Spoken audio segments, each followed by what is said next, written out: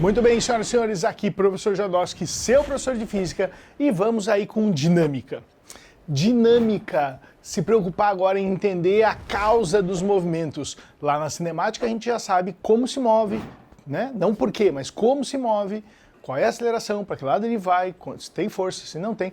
Agora a gente vai se preocupar em por quê, quais são aí as origens desses movimentos, dessas acelerações, dessas modificações. Quem são as forças aí que tanto a gente fala que podem aí mudar o movimento do corpo? Muito bem, então, de forma geral, lá com a segunda lei de Newton, força aplicada num corpo é o que causa mudança, que é o que eu estava discutindo com vocês. Se você percebe que tem uma mudança, e aí é importante saber que mudança é aumentar o valor da velocidade, diminuir o valor da velocidade ou fazer curva. Então, mudança é mudar o valor da velocidade, para mais ou para menos, ou fazer curva. Ninguém faz nada disso sozinho. Ninguém faz nada disso de forma natural e espontânea. É sempre forçado, é sempre por ação de uma força resultante. Então, se eu vou encontrar um corpo que aumentou o valor da velocidade, é porque tem força a favor do movimento. Se eu vou encontrar um camarada que diminuiu o valor da velocidade, é porque ele tem força contra o movimento. E se velocidade é um vetor, né? Módulo, valor, direção e sentido, mudar direção e sentido também é mudança. O camarada está andando para a direita, mas sofre uma força perpendicular ao movimento. Vai fazer então uma curva. Não muda valor, porque não tem parte nem a favor nem contra, mas muda direção e sentido. Então, toda mudança de valor ou de direção e sentido é sinal de que alguém é responsável por isso. Tem uma força resultante atuando nessa brincadeira. Muito bem. Falo para vocês aqui de uma força de 10 newtons atuando num bloquinho de 5 kg. Então, o que é causa aí do movimento? Imagina que é uma superfície sem atrito, o corpo estava parado, fiz 10 newtons e ele andou. O que é a causa do movimento? 10 newtons, a força aplicada. E qual é a consequência desta força aplicada? A mudança que a gente vai ver no comportamento deste corpo. Olha lá, F igual a ma. A força é 10, a massa é 5 e a aceleração é 2 metros por segundo ao quadrado. O que a gente entende disso? O que essa informação está me dizendo? Está me falando que nós teremos uma mudança. Está me falando que nós vamos ter uma variação na velocidade de 2 metros por segundo a cada segundo. Se ele estava parado, ele não tem outra coisa a fazer a não ser acelerar, né? Então a velocidade era 0, daqui a um segundo vai ser 2 metros por segundo, mais um segundo vai ser 4 metros por segundo, 6, 8, 10, e assim vai crescendo de 2 em 2. Mas se ele tivesse em movimento, por exemplo, para a direita eu aponto para lá, de Jadowski burro, né? Então o camarada estava com movimento para a esquerda, de velocidade 20 metros por segundo, e começa a sofrer essa força, esquerda, 20 metros por segundo, e sofre uma força contra, ele vai diminuir a velocidade de 20 para 18 metros por segundo, de 18 para 16, para 14, para 12, e assim ele vai variando para menos. Cuidado, hein? O sinal da aceleração não quer dizer aumentar. O sinal quer dizer que aceleração positiva, força positiva, ou seja, força para a direita. Se fosse uma aceleração negativa, queria dizer força negativa, força para a esquerda, mas também só isso. Então cuidado, para você saber se vai acelerar ou frear, tem que saber se está a favor do movimento ou contra o movimento do corpo, beleza? Tudo bem, tudo bem. São retomadas aí daquelas coisas, características importantes. Mas e as forças? Quem são as forças da dinâmica? Não se preocupa que você não vai passar 1h30 agora assistindo aula, são só 5 forças que você tem que conhecer aí na dinâmica. Bem tranquilo, 5 forças dominadas, bem dominadinhas, você tá safo, não tem problema nenhum. Força-peso. Primeira coisa é, o nosso corpo vai estar em contato ou vai estar interagindo aí com o planeta, e aí vai ter uma força entre massas, uma força de atração entre massas. Força-peso, que é uma força de campo, não precisa encostar, né? Você está ligado que tem 2 tipos de forças, forças de campo e forças de contato. Forças de campo é que atua sem precisar tocar. Força-peso é uma, né? O camarada solta a maçã, ela no ar, ela sem encostar no chão já está sofrendo a ação dessa atração entre corpos. Força-peso, força elétrica, força magnética. São as 3 únicas forças de campo, porque são os 3 únicos campos que tu conhece. Campo gravitacional, campo elétrico e campo magnético. Fechou? Então, força de campo são essas três. O resto tudo é força de contato. O resto tudo tem que tocar para aplicar a força. Mas voltando ao peso, mesmo sem tocar no ar, vou segurar a minha maçã aqui, transgênica de 2 kg. A maçã é minha, ela tem a massa que ela quiser, não incomoda. Então, pega a minha maçã de 2 kg e solto. Se eu solto, ela fica como tal ou ela muda? Muda, né? Ela vai daqui para baixo. Do parado, ela vai adquirir velocidade. Bom, então se muda, aceleração, tem que ter uma causa, tem que ter uma força provocando essa mudança. E essa força é de interação entre massas. A maçã e a terra se atraem e surge a tal da força-peso. Buenas, força como qualquer força... Opa, volta. Força como qualquer força é massa vezes gravidade. Ou massa vezes aceleração. Ô, Jadó, você está confundindo. Não estou confundindo, louco. É a mesma coisa. F igual a ma. Força é massa vezes aceleração. Agora eu estou falando de uma força especial, peso. Então vai ser força, peso, igual a massa vezes aceleração especial. Aceleração da gravidade. Então quando você escreve P igual a m vezes g, irmão, você está escrevendo F igual a m vezes a. Só que você deu nome para essa força, chamou de peso, e deu nome especial para essa aceleração, chamou de aceleração da gravidade. Que no nosso planeta, aleluia, Senhor, é 10 metros por segundo ao quadrado. É 9,81. A gente arredonda para 10. E nos próprios formulários das universidades vem 10 para facilitar a sua vida. Então, aleluia, Senhor, tabuada do 10. Massa 2 vezes gravidade na Terra 10, 20 newtons de força puxando para baixo. Se fosse na Lua a gravidade não é 9,81, não é 10. Na Lua a gente usa 1,6. Alguns vestibulares mais bobinhos, eles arredondam para 2, para ficar mais fácil ainda a vida da gente. Mas se fosse uma aceleração da gravidade na Lua, 1,6 metros por segundo ao quadrado, nós teríamos aí 3,2 newtons de força-peso lá na Lua. Então lá na Lua a gente ia ficar bem mais levinho, dar aqueles saltinhos, né? O Elon Musk, uma hora dessa, vai levar nós para morar em Marte. Lá em Marte a gente tem uma gravidade também bem menor, né? Mais ou menos metade. Aí então a gente vai ter, em vez de 20 newtons para essa maçã, teríamos algo próximo de 10 newtons.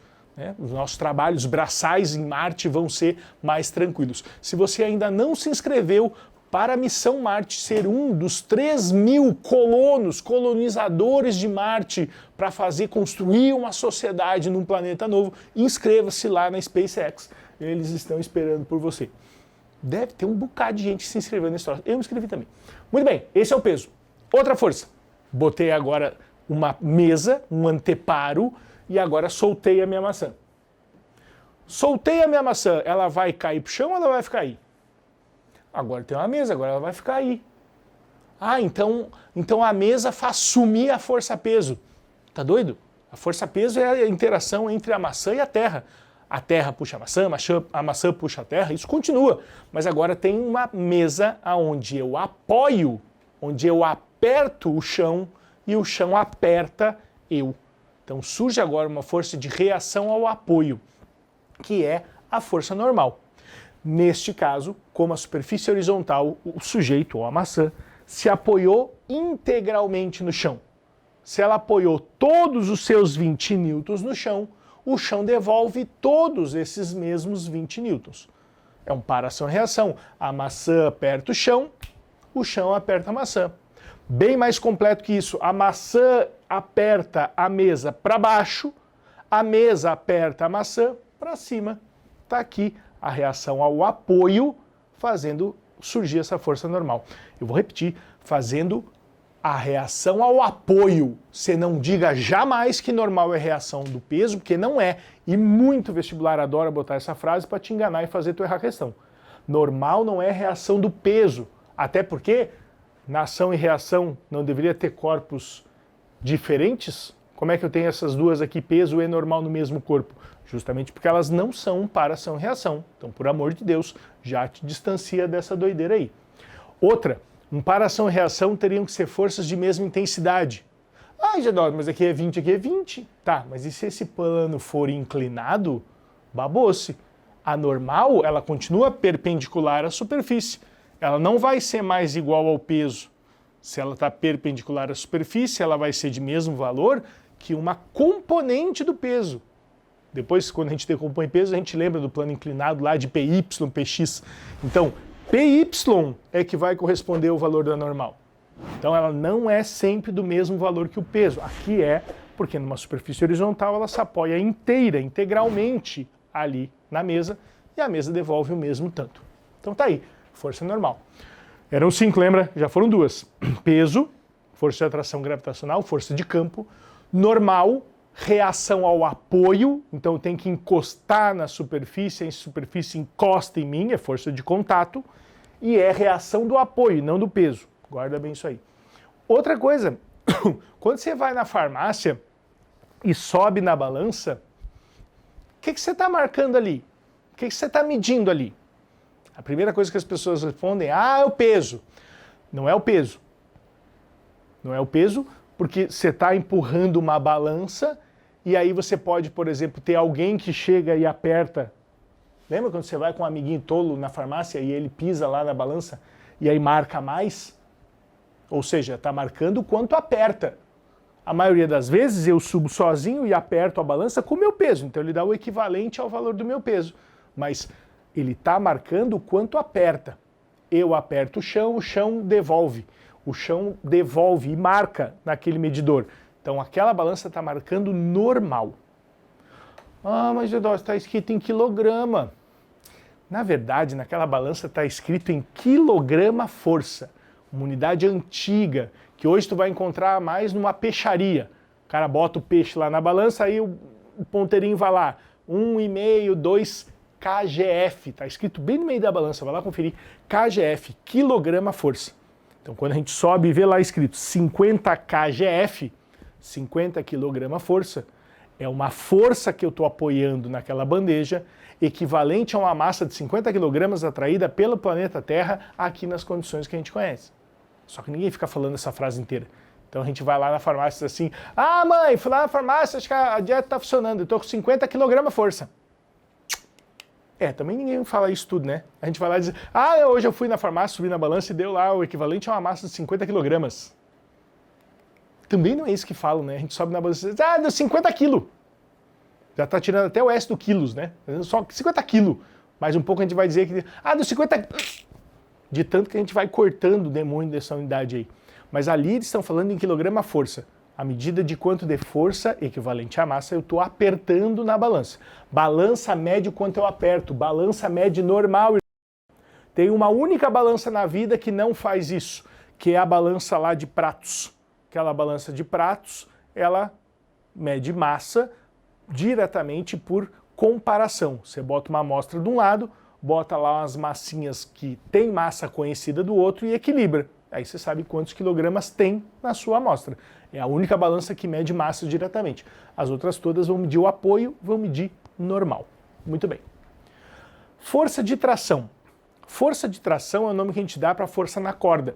Então peguei minha maçã, amarrei numa corda e soltei. Quando eu solto, a maçã cai? Não cai. Porque tem o peso e tem uma outra força aí que está anulando o efeito do peso, que está gerando uma resultante zero. Estava parada, soltei, parada, continuou. Então não tem aceleração, não tem mudança, não tem força resultante. Então tem que ter um peso para baixo, porque isso sempre existe, vai ter uma outra força para cima, que é a força elástica. E olha só, algumas coisas importantes sobre a corda. Você colocou a maçã, ela pendurou, olha lá, a maçã está querendo cair, né? Então a maçã puxa a corda para baixo e a corda puxa a maçã para cima. E aí, com que força que a maçã estava tentando descer, estava tentando ir ao chão? 20. Então se a maçã puxa a corda para baixo com 20, a corda puxa a maçã para cima também com 20. Porque ela está promovendo esse equilíbrio e fazendo aí com que ela parada esteja, parada continue. Importante, corda não empurra, corda só puxa. A hora que você entender isso, vai ficar muito mais fácil de desenhar as forças que atuam nos sistemas na hora da sua prova. Então olha lá, vou voltar aqui um pouquinho. Você nunca vai desenhar a força de tração da corda para fora. É sempre da corda para dentro. Nunca para fora da corda, é sempre por cima da própria corda. Então você não quer mais errar o desenho de força de tração, começa lá na extremidade da corda e desenha a força por cima da própria corda. Isso vai mostrar que ela está puxando e não empurrando. Então corda não empurra, corda só puxa. Tem uma corda aqui, presa em duas extremidades. Então nessa extremidade tem uma força para cá, nessa extremidade tem uma força para cá. Corda puxa. Você nunca vai desenhar a força para fora da corda, porque ela não tem como empurrar. Corda puxa, beleza? E eu falei que corda tem duas extremidades.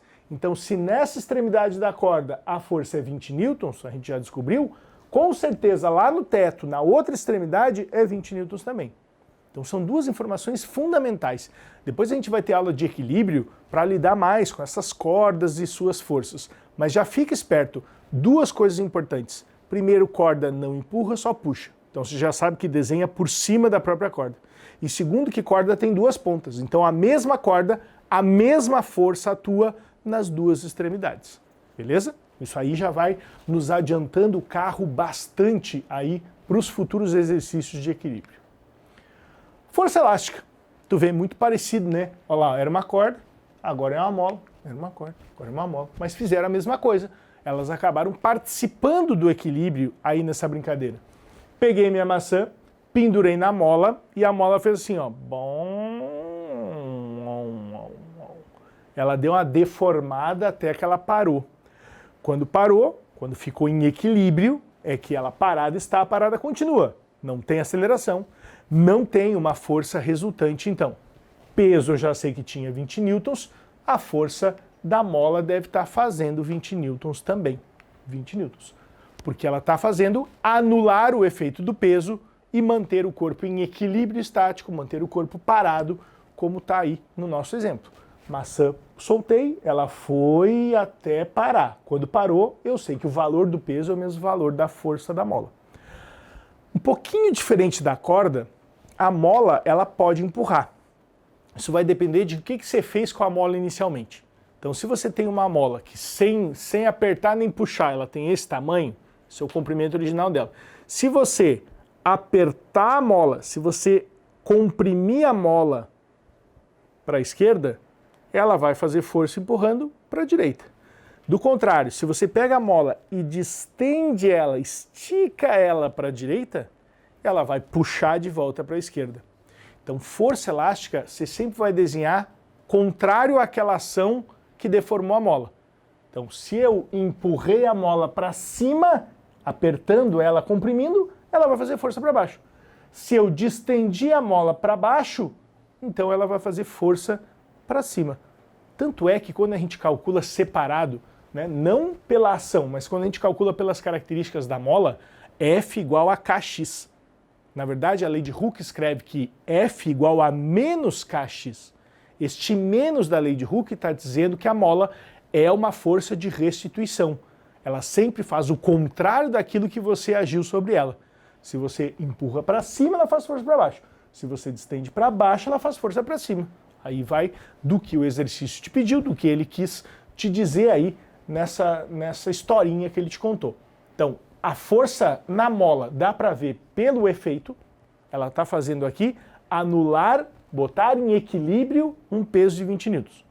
Então, a força elástica só podia ser 20 newtons. Mas também podia calcular com F igual a menos Kx. Se ele desse o K, que é a constante da mola, né, quanto mais dura essa mola, maior é o K, F igual a Kx. Quanto mais K, mais força você tem que fazer para deformar essa mola. E X é a deformação. Lembra sempre que essa constante elástica vem lá em newtons por metro, 5.000 newtons por metro, 2.000 newtons por metro, newtons por metro, o que te obriga a usar as deformações, o X dessa mola, também em metros. Muito comum dele dar a constante newton por metro, te dá deslocamento em centímetro, para ver se tu esquece e te enrola ali e acaba errando o exercício. Né? Não perca exercício por causa de unidade. Na dúvida, corre tudo para o sistema internacional que você não tem mais atrapalho. As unidades vão se conversar, não tem problema por aí. Então, busca sempre o sistema internacional que vai ser mais simples na vida de vocês. Muito bem. E aí, a quinta força, já tivemos 4, era força-peso, força normal, força-tração, força elástica e agora força de atrito. Vamos ter também uma aula só sobre força de atrito, porque eu preciso que você fique ligado em algumas considerações importantes. Mas a força de atrito também é uma força de contato, também precisa encostar, e ela vai acabar mostrando a interação entre as rugosidades da superfície. Não entendi. Pega aqui a maçã e faz força para a direita. Se você empurrar essa maçã para a direita, ela vai adquirir movimento e seguir para a direita o resto da vida sozinha? Não, né? Se for um exercício lá do primeiro ano do ensino médio, onde é tudo sem atrito, pode até ser, mas a gente sabe que não. A gente sabe que tem uma aspereza aqui nessa superfície. Então, quando eu empurrar essa maçã, vai ter uma força se opondo ao deslizamento. O atrito sempre se opõe ao deslizamento. Não é sempre ao movimento. Depois a gente vai melhorar isso. Mas ela é sempre uma força oposta ao deslizamento. Então, quando eu empurro essa maçã para a direita, ela tende a deslizar. Ela tende a deslizar sobre a superfície. E aí é que as irregularidades vão acabar interagindo. Vamos fazer um aumento aqui, ó. Aumentando no microscópio aqui a nossa imagem, você consegue ver a superfície da maçã e a superfície da mesa interagindo. Então essas irregularidades da superfície vão fazer com que os corpos, o corpo e a superfície, se agarrem. No que eles se agarram, no que eles se entrelaçam, fica difícil de conseguir deslizar. Até porque vai surgir um para-ação-reação. A maçã empurra o chão empurra a maçã. De novo, com a frase mais completa, a maçã empurra o chão para a direita, o chão empurra a maçã para a esquerda. Beleza? Então vai ter essa troca de forças, que é o que gera essa oposição ao deslizamento. Vê que se eu tentar empurrar a maçã para a esquerda, maçã empurra o chão para a esquerda, o chão empurra a maçã para a direita, se opondo de novo à tentativa de deslizamento, para qualquer lado que for. Então sempre está oposta àquilo que eu estou tentando escorregar e deslizar. Importante que quando a gente for calcular a força de atrito, muito comum da gente ter que fazer isso, a gente vai ter que levar em consideração a rugosidade da superfície e também o quanto eu forcei uma dessas franjas na outra, o quanto eu forcei uma irregularidade sobre a outra. Mi é o coeficiente de atrito que fala da aspereza, do par da superfície. Maçã e mesa dá uma coisa, pera e mesa dá outra. Maçã e mesa dá uma coisa, maçã e asfalto dá outra. Então não é só a parte de baixo ou só a parte de cima, é o par de interação que gera um coeficiente de atrito. Então não existe o coeficiente de atrito do pneu, isso não existe. Existe um coeficiente de atrito da interação do pneu com o asfalto. Se ele entrar numa estrada de terra batida no areião, vai dar outra coisa. Não existe o coeficiente de atrito do asfalto. Eles fazem uma média para o asfalto e as borrachas dos pneus de forma geral. Mas asfalto com pneu bom dá uma coisa, o mesmo asfalto com pneu careca dá outra. Então o coeficiente de atrito não é de uma coisa ou de outra, mas é do par que está interagindo. Porque as duas irregularidades vão acabar se entrelaçando. Beleza? Vocês vão ver também aqui que a força de atrito, ela tem uma subdivisão, uma força de atrito cinética e uma força de atrito estática. Então, enquanto o corpo está parado, estático e não se moveu, força de atrito estática. Aí, quando o corpo saiu dessa prisão, dessa interação e começou a deslizar, vai surgir uma força de atrito cinético. Vai ter uma aula só para isso, não se preocupe. A gente vai esmiuçar mais o que é o atrito cinético e o atrito estático para você se dar melhor. Mas é uma força bem importante da gente ver com cautela e separadamente. Então, volta comigo. A gente tem aqui 5 forças: peso, normal, tração, força elástica e atrito. Essas 5 forças são aí as que você precisa conhecer para trabalhar com mecânica, irmão. Além disso, você vai ter lá uma força magnética, uma força elétrica, mas não tem outras forças para a gente se preocupar. Aí você vai dizer, mas e a força centrípeta? Já vou largar um spoiler daqui desde já para a gente matar essa jogada. Força centrípeta, vamos falar o nome bonito? O nome completo? Força resultante centrípeta é isso. É só uma força resultante da ação destas 5 aqui, ou mais elétrica e magnética se quiser, mas é resultado da ação dessas aqui que a gente já conhece. Então assim, neste caso aqui, se eu dissesse que eu tenho 20 newtons aqui e 5 newtons de atrito, 20 newtons que eu faço, 5 de atrito cinético, e aí a resultante é 15 newtons para a direita. Você vai dizer que esse 15 é uma terceira força que está atuando aí? Claro que não, né? Esse 15 newtons é o resultado do 20 que eu fiz com 5 do atrito. Forças resultantes centrípetas são iguaizinhas. Então você tem uma força puxando para o centro, uma força de tração. Peguei uma corda, amarrei numa pedra e estou girando ele daqui. O que está mantendo a trajetória circular e dando direção e sentido desse movimento? A tração. Aí eu digo, a tração e a força centrípeta segura o corpo na curva? Não. A tração é a força resultante centrípeta que está segurando o corpo na curva. Então, muito cuidado, que centrípeta não é uma sexta força que você vai ter que estudar. Centrípeta vai ser uma resultante que muda direção e sentido dessas forças que a gente conhece que atuam no corpo. Sempre você precisar desenhar a força, pensa se essas 5 estão atuando e desenha as que tiverem para você se dar bem. Show? Tchau para vocês.